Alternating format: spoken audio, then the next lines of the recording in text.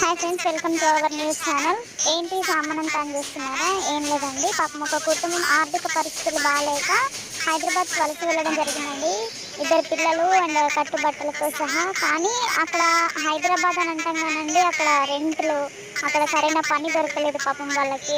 దానివల్ల చాలా ప్రాబ్లమ్స్ ఏర్పడ్డాయి. అంతేకాకుండా కొన్ని నెలల తర్వాత ఓనర్స్ ఏమన్నారంటే, ఉన్న రెంట్కి అదనంగా ఇంకా 2000 పెంచేసి ఇంకా ఉండండి, లేదంటే ఉన్న పలంగా ఖాళీ చేయండి అంటే, మా కుటుంబం దిక్కు తోచని పరిస్థితిలో అంత రెంట్ కట్టలేక ఇంకా బయటికి ఎక్కడికి వెళ్ళాలో తెలియక ఇది ఇట్లా సామానంతో వదులుకొని ఇట్లా ఉన్నారు. వాళ్ళ పాపం పరిస్థితి చాలా దారుణంగా ఉంది. వీళ్ళే కాదండి, ఇట్లాంటి కుటుంబాలు చాలా ఉన్నాయి మన తెలంగాణలో. డబుల్ బెడ్రూమ్స్ అంటున్నారు గవర్నమెంట్, ఇందిరమ్మ ఇల్లు అంటున్నారు, కానీ అర్హులైన పేదలకి అందట్లేదు. దయచేసి గవర్నమెంట్ గుర్తించాలి, ఇలాంటి వాళ్ళకి ఒక నీడనివ్వాలి అని నేను కోరుకుంటున్నాను. ప్లీజ్ ఈ వీడియో మాత్రం అందరికీ షేర్ చేయండి.